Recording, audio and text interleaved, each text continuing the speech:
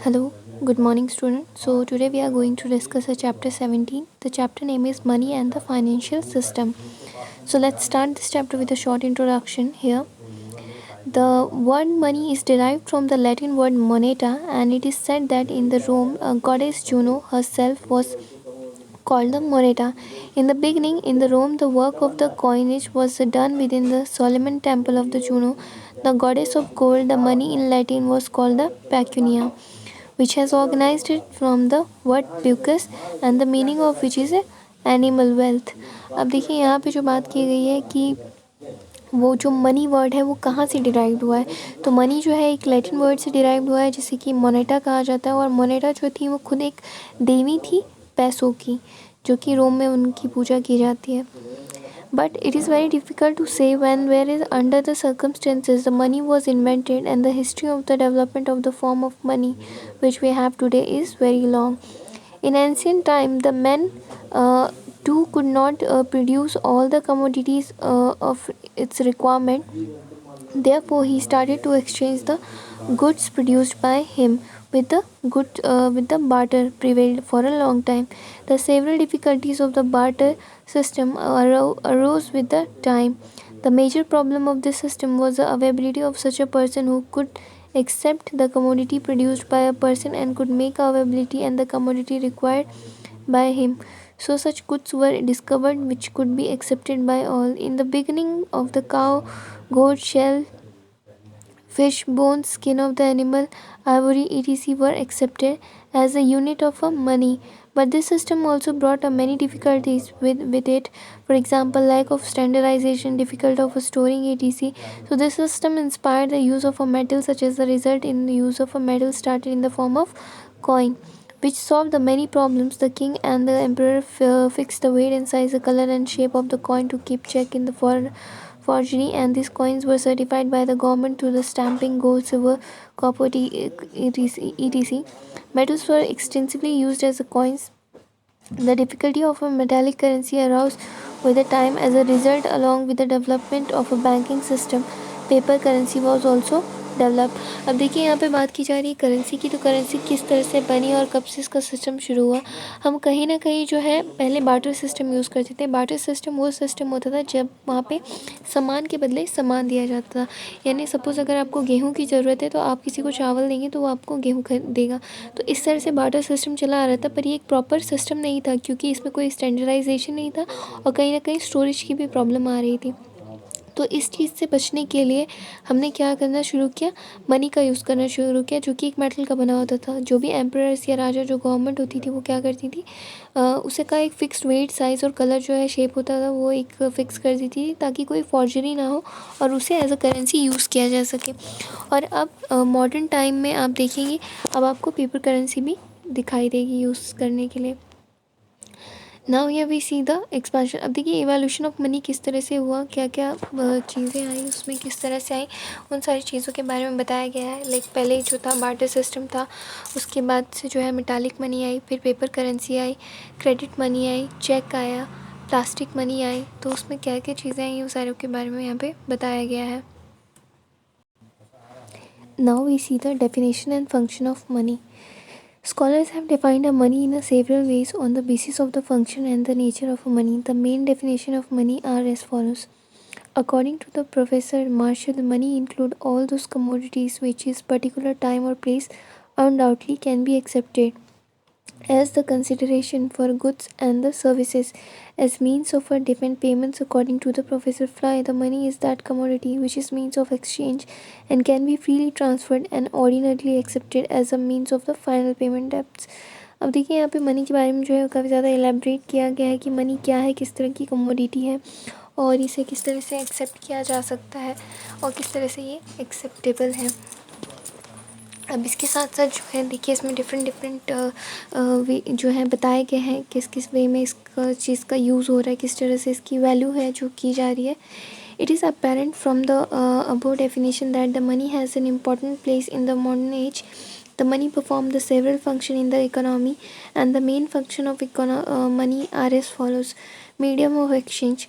The goods and services are bought and sold through the money, and the producer gets money by selling his the commodity and then He purchases his required goods through this obtained money. अब देखिए जो medium है वो exchange का वो money है कि किसी भी गुड्स के बदले जो है हम किसी को पैसे देते हैं और फिर हमें वो सामान मिलता है. Measure of value. At present value of every commodity and the service is measured by a money.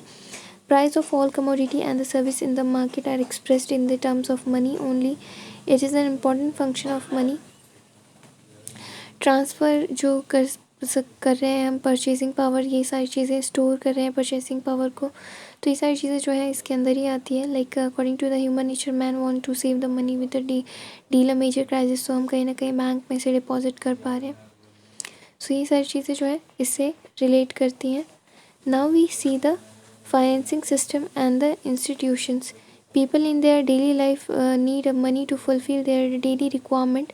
Similarly, money is required for implementing a different types of work related to the industries.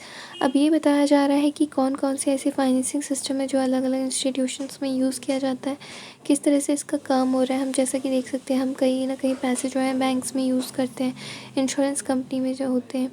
तो जो ये सारी जगह है ये क्या है, basically financing system है जो पैसों को जमा करके रख रही है, उसका हम सेविंग कर रहे हैं, हम उसे डिपॉजिट कर रहे हैं, फिर उसी पैसों पे वो आगे अपना बिजनेस कर रही है, हमें लोन दे रही है, और भी कई सारी जो चीज़ें हैं वो की जा रही हैं.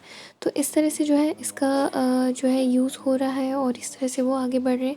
Now we see the major financial institution. अब कौन कौन से मेजर फाइनेंशियल इंस्टीट्यूशन है उनके बारे में हम देखेंगे.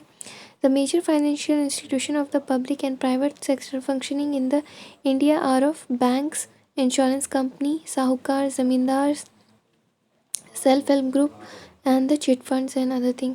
अब देखिए ये सारे जो है ये मेजर क्या है इंस्टीट्यूशंस है बैंक्स की. बैंक की बात की जाए तो कई सारे बैंक हैं जहाँ पे हम पैसे डिपॉजिट कर रहे हैं, फिक्स कर रहे हैं, और इसमें कई सारे बैंकों के नाम है जैसे ICICI है, HDFC, एक्सिस है, इंडस बैंक है.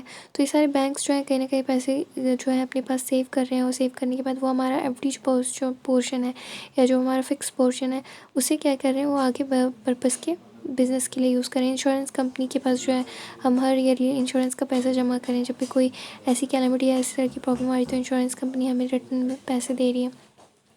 तो ये सारी जो चीज़ें हैं, साहूकार है, ज़मींदार है, ये सारी जो है मेजर इंस्टीट्यूशन है. सेल्फ हेल्प की बात की जा रही है जैसे चिट फंड या छोटी मोटी आपने सुनी होगी जो सहारा होती थी. तो ये सब क्या करती थी, नॉर्मल अमाउंट में छोटे छोटे पैसे जमा करती थी. अब देखिए अगर बड़े बैंक की बात की जाए तो वहाँ पे आपको फिर कम से कम मिनिमम बैलेंस आपको मेंटेन करना है.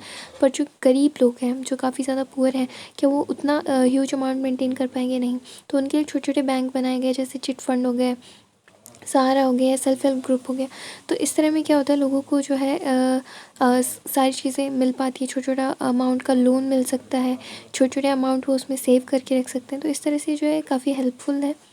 अब टाइप्स ऑफ बैंक की बात की जा रही है तो देखिए यहाँ पे कमर्शियल है, इंडस्ट्रियल है, फॉरेन एक्सचेंज है, एग्रीकल्चर है, एग्रीकल्चर कोऑपरेटिव है, लैंड डेवलपमेंट है, रीजनल रूरल बैंक्स है, नेशनल बैंक फॉर एग्रीकल्चर और रूरल डेवलपमेंट है, केंद्रीय है, इंटरनेशनल बैंक है. तो यहाँ पे इन सारे बैंक्स के बारे में बताया गया है. तो सबसे पहले हम टाइप्स ऑफ बैंक में पहला देखेंगे कमर्शियल बैंक. अब जो कमर्शियल बैंक है देखिए यहाँ पे क्या है बताया गया है. Commercial banks are those type of banks which are make arrangement for short term loans for the commercial purpose. This banks do some loan other banking function also other men accept to deposit people and providing loans to them. After the nationalization of a bank in the year of 1969, the functioning of the banks has changed significantly. Now the commercial bank are providing a short-term, medium-term loan for the development and expansion of the agriculture and small scale of industries. अब देखिए commercial bank के बारे में बताया गया है कि तो कमर्शियल बैंक जो है बेसिकली ये शॉर्ट टर्म लोन प्रोवाइड करती है फॉर द कमर्शियल पर्पस यानी बिज़नेस के लिए, और इस तरह से वो शॉर्ट टर्म और मिड टर्म लोन प्रोवाइड करती है ताकि चीज़ें जो है वो आगे बढ़ सके एग्रीकल्चर और स्मॉल स्केल की इंडस्ट्रीज़ के लिए. अब इंडस्ट्रियल बैंक के बारे में देखते हैं. The institution which make arrangement of a medium and long term loans for the industries are called the industrial bank. Apart from providing a loan to the industries, these banks also help them to seek a capital from the other resources. Thus, institutions such as the Industrial Development Bank, Industrial Credit and Investment Corporation, Industrial Finance Corporation have been established in India to meet the requirement of the industrial finance. अब जो industrial bank है वो कहीं ना कहीं जो है बाकी सारी चीज़ों का अरेंजमेंट देख रहा है, सारे लोन्स और सारी चीज़ें जो है इंडस्ट्रीज़ को वो प्रोवाइड कर रहा है, तो इस वजह से जो है वो इंडस्ट्रियल बैंक के अंदर आता है, क्योंकि ये काफ़ी सारा अमाउंट जो है उन्हें क्रेडिट करता है। Now we see the foreign exchange. Foreign exchange bank वो होते हैं जहाँ पे भी फॉरेन करेंसी को एक्सचेंज किया जाता है। एग्रीकल्चर बैंक जो होते हैं ये प्योरली एग्रीकल्चर रिलेटेड होते हैं, यानी कि उसमें जो है एग्रीकल्चर से रिलेटेड चीज़ें, लोन्स, डिपॉजिट और सारी चीज़ें जो है रिक्वायरमेंट के एग्रीकल्चर के हिसाब से फाइनेंस की जाती है। Now we see the agricultural cooperative bank. Agricultural cooperative bank provide the facility of a short-term loan for the farmer at a low rate of the interest. In India, the cooperative banks have a three-tier structure. At the village level are primary cooperative societies, and above these societies are a district central cooperative bank which provide a loan to these societies on demand. Above this there are a central bank state of a cooperative bank in every state. The state cooperative bank meet the loan requirement of the, अब जो है ये cooperative banks जो होते हैं basically agriculture से related जितना भी कुछ दे सकते हैं स्टेट बैंक को या सेंट्रल बैंक को, ये उन्हें प्रोवाइड करते हैं ताकि लोगों तक जो है वो सारा लोन्स और पैसा पहुंच सके और फिर वो उन्हें आगे यूज़ कर सके। Now we see the Land Development Bank. Land Development Bank provide the long-term loan for the farmers, and these banks provide the loans for a period of 15 to 20 years at a low rate of interest for a land reform, for digging a wells and tube wells and all these things. अब land development bank जो है ये काफ़ी long term loan provide करता है, कम से कम 15 से 20 साल के लिए, जैसे कि कुआं खोदना है, बोरवेल्स करनी है, सारी चीज़ें, या कोई एग्रीकल्चर इक्विपमेंट खरीदना है, तो इन सारी चीज़ों के लिए जो है ये पैसा प्रोवाइड करती है as a loan. Regional and rural bank. अब देखिए रीजनल बैंक वो बैंक होती हैं जो कि जिसका सेटअप इस पीपल के फैसिलिटी के लिए किया जाता है, जो कि काफ़ी डिस्टेंट रूरल एरिया होता है वहाँ पे। National bank of agriculture and rural development, अब जो कि नाबार्ड या अदर चीज़ें जैसे आपने देखी होगी, ये सारी क्या है, नेशनल बैंक है जो कि एग्रीकल्चर के लिए, रूरल डेवलपमेंट के लिए यूज़ हो रही है। केंद्रीय बैंक जो है ये सुप्रीम इंस्टीट्यूशन बैंकिंग सिस्टम होता है for any country. It has no direct relation with the people, उनका कोई भी डायरेक्ट रिलेशन नहीं होता पीपल से। The management of supply and the control of the currency and country is done by the bank only. Bank जो होते हैं इसका मीडिएटर होता है, सारी करेंसी का जो भी कंट्रोल सप्लाई होता है इनके थ्रू होता है। It is the banker of the government and it maintains the record of all types of accounts of the banks and ये बेसिकली बैंक्स के सारी चीज़ों को ये मेंटेन करके चलता है, बैंक के क्या अकाउंट्स है, क्या क्रेडिट है, क्या डेबिट हुआ है, किस तरह की करेंसी और क्रेडिट हो रही, यूज़ हो रही है, नहीं हो रही है, सारे चीज़ों का सिस्टम जो है ये मेंटेन करके रखता है। Now we see the international banks. Those banks known as the international banks which have been established to solve the international economic problem and to provide the economic help for the member of the country. ये banks जो होते हैं international banks के नाम से जानी जाती हैं। आई होप ये चैप्टर आपको समझ में आ गया होगा। If you have any doubt regarding this chapter you can ask me any time. Thank you for the day.